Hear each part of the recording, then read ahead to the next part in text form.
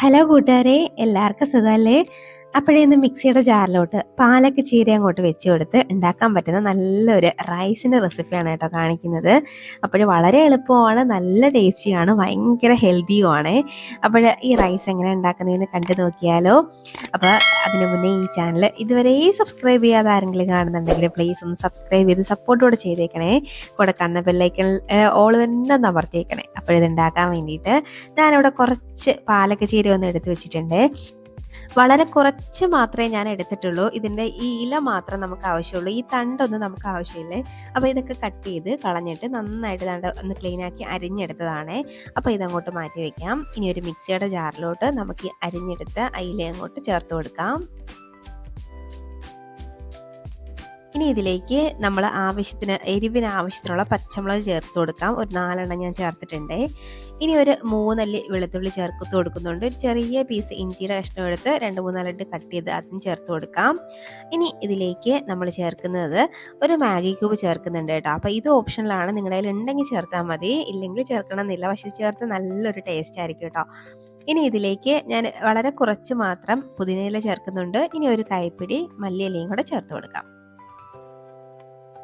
അപ്പോൾ അതും കൂടെ ചേർത്തിട്ട് നമുക്ക് ഒരല്പം വെള്ളവും കൂടെ ചേർത്ത് ഇത് നന്നായിട്ട് ഒന്ന് അരച്ചെടുക്കണം. അപ്പോൾ ഒരല്പം മാത്രം വെള്ളം ഒന്ന് ചേർത്ത് കൊടുക്കാം. ഇനി ഇത് നമുക്ക് നന്നായിട്ട് നല്ല പേസ്റ്റ് പോലെ ഒന്ന് അരച്ചെടുത്ത് കൊണ്ടുവരാവേ. അപ്പോൾ അതാണ്ട് ഇതുപോലെ ഒന്ന് അരച്ചെടുത്തിട്ട് അങ്ങ് മാറ്റി വയ്ക്കാം.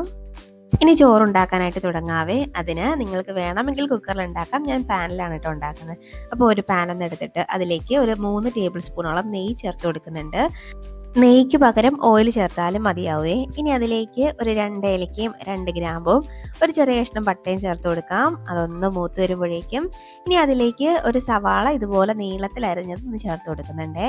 അപ്പം ഇത് ഒന്ന് വഴറ്റിയെടുക്കാം. സവാളയൊക്കെ നന്നായിട്ടൊന്ന് വെന്ത് വന്ന് ഒന്ന് ട്രാൻസ്പെറൻ്റ് ആയിട്ട് വരുമല്ലോ, ആ പാകം വരെ ഒന്ന് വഴറ്റിയാൽ മതി.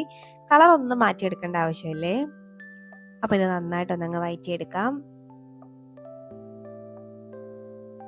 ഇപ്പോൾ ദാണ്ട സവാളയൊക്കെ ഒന്ന് ട്രാൻസ്പെറൻ്റ് ആയിട്ട് ഒന്ന് വന്നിട്ടുണ്ട്. അപ്പോൾ നിറം ഒന്നും മാറിയിട്ടില്ല, ഒന്ന് വെന്ത് വന്നിട്ടേ ഉള്ളൂ. അപ്പോൾ ഈ പാകം വരെയൊക്കെ ഒന്ന് മതിയാവേ.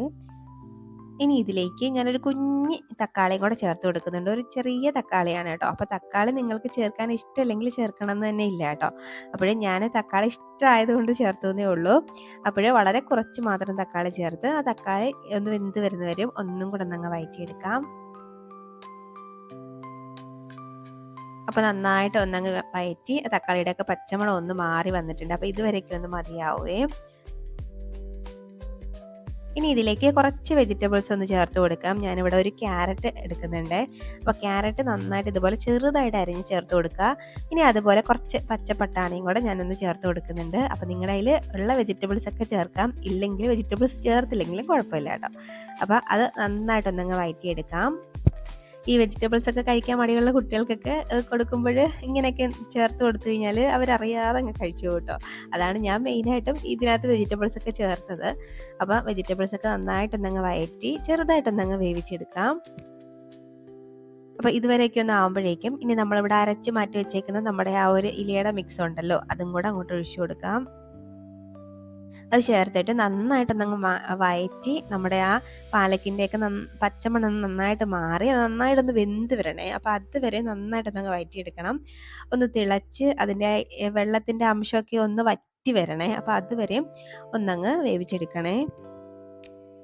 അപ്പോൾ ഇതിനി ഒന്ന് തിളച്ച് വരട്ടെ. ഇപ്പോൾ അതാണ്ട് നന്നായിട്ടൊന്ന് തിളച്ച് തുടങ്ങിയിട്ടുണ്ട്. അപ്പോൾ ഇനി ഇതിൻ്റെ വെള്ളമൊക്കെ ഒന്ന് വറ്റി വരുന്നവരെ നമുക്ക് ഒന്ന് വേവിച്ചെടുക്കാം. ഇപ്പോൾ ദാണ്ട വെള്ളമൊക്കെ ഒന്ന് വറ്റി വന്നിട്ടുണ്ട്. ഞാൻ വീണ്ടും ഒന്നും കൂടെ ഒന്ന് ഇളക്കി എടുക്കുന്നുണ്ട്. അപ്പോൾ ഇതുവരെയൊക്കെ ഒന്ന് വഴറ്റിയെടുത്താൽ മതിയാവും. അപ്പോൾ ഇതുവരെയും നന്നായിട്ടൊന്നങ്ങ് വേവിച്ചെടുക്കണം, അത് മസ്റ്റാണ്. ഇനി ഇതിലേക്ക് നമ്മുടെ മസാലപ്പൊടികൾ ചേർക്കാം. ഒരു 1/4 ടീസ്പൂണോളം മഞ്ഞൾപ്പൊടി ചേർത്ത് കൊടുക്കുന്നുണ്ട്. ഇനി ഒരു 2 ടീസ്പൂൺ മല്ലിപ്പൊടി ചേർത്ത് കൊടുക്കാം. ഇനി 1 ടീസ്പൂണൊക്കെ മുളക് പൊടിയും കൂടെ ചേർത്തിട്ട് 1 ടീസ്പൂൺ ഗരം മസാലയും കൂടെ ചേർത്ത് കൊടുക്കുക. അപ്പം ഗരം മസാലയ്ക്ക് പകരം ബിരിയാണി മസാല ചേർത്താൽ കുറച്ചും കൂടെ ടേസ്റ്റ് ആയിരിക്കും. അപ്പോൾ എൻ്റെ കയ്യിൽ ബിരിയാണി മസാല ഇല്ലാത്തതുകൊണ്ട് ഞാൻ ഗരം മസാലയാണ് കേട്ടോ ചേർത്തത്. ചേർത്തിട്ട് വീണ്ടും നന്നായിട്ടൊന്നങ്ങ് മിക്സാക്കി എടുക്കാം. ആ പൊടികളുടെ ഒക്കെ പച്ചമണം നല്ല ലോ ഫ്ലെയിമിൽ വെച്ചിട്ട് തന്നെ നന്നായിട്ടൊന്നങ്ങ് വഴറ്റി. മാറ്റിയെടുക്കാം.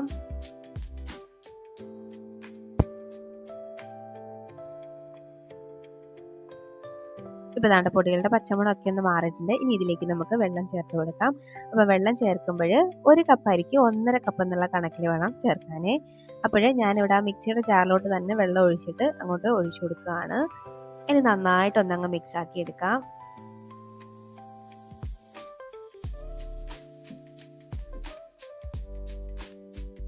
അപ്പോൾ നന്നായിട്ട് ഇതുപോലെ ഒന്നങ്ങ് മിക്സ് ആക്കി എടുത്തിട്ട് ഇനി ഇതിലേക്ക് നമുക്ക് അരിയും കൂടെ ചേർത്ത് കൊടുക്കാം. ഞാനിവിടെ ജീരകശാല അരിയാണ് കേട്ടോ എടുത്തേക്കുന്നത്. അതൊരു 1/2 മണിക്കൂർ ഒന്ന് സോക്ക് ചെയ്ത് വെച്ചതാണ് ചേർത്ത് കൊടുക്കുന്നത്. അപ്പോൾ ഒരു 15 മിനിറ്റെങ്കിലും ഒന്ന് സോക്ക് ചെയ്ത് വെച്ചിട്ട് ചേർക്കുന്നതായിരിക്കും നല്ലത്. അപ്പോൾ പെട്ടെന്നൊന്ന് വെന്ത് കിട്ടും. അരി ചേർത്തിട്ട് നന്നായിട്ടൊന്നങ്ങ് മിക്സ് ആക്കിയിട്ട് ഇനി ഇതിലേക്ക് ആവശ്യത്തിനുള്ള ഉപ്പ് ചേർത്ത് കൊടുക്കാം. അപ്പോൾ ഉപ്പ് ചേർക്കുമ്പോൾ നോക്കിയിട്ട് ചേർക്കണം. മാഗി ക്യൂബിൽ കുറച്ച് ഉപ്പുള്ളതാണ്. അപ്പോൾ ഉപ്പ് നോക്കിയിട്ട് വേണം ഉപ്പ് ചേർത്ത് കൊടുക്കാനായിട്ട്. എന്നിട്ട് വീണ്ടും ഒന്നും കൂടെ അങ്ങ് മിക്സ് ആക്കിയിട്ട് നമുക്കിതൊന്ന് തിളപ്പിച്ചെടുക്കാവേ. അപ്പോൾ ഒന്ന് തിള വരുന്നവരെയും ഒന്ന് ഹൈ ഫ്ലെയിമിൽ വെച്ചിട്ട് ഒന്ന് തിളച്ച് കഴിയുമ്പോഴേക്കും മീഡിയം ടു ലോ ഫ്ലെയിമിലൊക്കെ വെച്ചിട്ട് നമുക്കിതൊന്ന് വേവിച്ചെടുക്കാം. അപ്പോൾ ഇനി നമുക്കിതൊന്ന് അടച്ച് വെക്കാവേ. നന്നായിട്ടൊന്ന് തിളച്ച് തുടങ്ങിയിട്ടുണ്ട്. അപ്പോൾ ഇത് അടച്ച് വെച്ചിട്ട് ഒരു 10 മിനിറ്റ് മതിയാവും. റൈസ് റെഡി ആവും കേട്ടോ. അപ്പോൾ ഇതാണ്ട് ഒരു 10 മിനിറ്റ് കഴിഞ്ഞിട്ടുണ്ട്. നമ്മുടെ അടിപൊളിയായിട്ട് നമ്മുടെ റൈസ് ഇവിടെ റെഡി ആയിട്ടുണ്ട്. അപ്പോൾ ഇത് കാണുമ്പോൾ ഒരു കുഴഞ്ഞ മട്ടാണ് ഇപ്പം തോന്നുന്നത്. ഇതൊന്ന് തണുത്ത് കഴിയുമ്പോഴേക്കും റെഡി ആവും കേട്ടോ. അപ്പോൾ ഇത് കണ്ടിട്ട് കുഴഞ്ഞു പോയി വെള്ളം കൂടിപ്പോയെന്നൊന്നും ആരും തെറ്റിദ്ധരിക്കേണ്ട. ഇത് കറക്റ്റ് പാകമാണ് കേട്ടോ. അപ്പോൾ ഇനി നമുക്കിത് കുറച്ച് തണുത്ത് കഴിയുമ്പോഴേക്കും നമുക്കൊന്ന് സെർവ് ചെയ്യാം. ഭയങ്കര ടേസ്റ്റാണ്, നല്ല ഹെൽത്തിയാണ്. അപ്പോൾ പാലൊക്കെ കിട്ടുമ്പോഴേ ഇനി ഇതുപോലെ ഒന്ന് ട്രൈ ആക്കി നോക്കൂ കേട്ടോ. എല്ലാവർക്കും ഇഷ്ടമാവുന്ന ഒരു റൈസാണ്. ഇതിൻ്റെ കൂടെ കുറച്ച് പൊട്ടറ്റോ ഫ്രൈ കൂടെ ഉണ്ടെങ്കിൽ പൊള്ളിയാണ് കേട്ടോ. അത് വേണമെന്ന് തന്നെ ഇല്ല, ഉണ്ടെങ്കിൽ നല്ലതാണ്. അപ്പോൾ നിങ്ങൾ ട്രൈ ആക്കിയിട്ട് നിങ്ങളുടെ അഭിപ്രായം കമൻറ്റ് ബോക്സിൽ അറിയിക്കണേ. വീഡിയോ ഇഷ്ടമാവുകയാണെങ്കിൽ ലൈക്ക് തരാൻ മറക്കല്ലേ. അപ്പോൾ ഇനി ഒരു റെസിപ്പിയുമായിട്ട് വീണ്ടും കാണാമോ. അതുവരേക്കും ബൈ. Thanks for watching.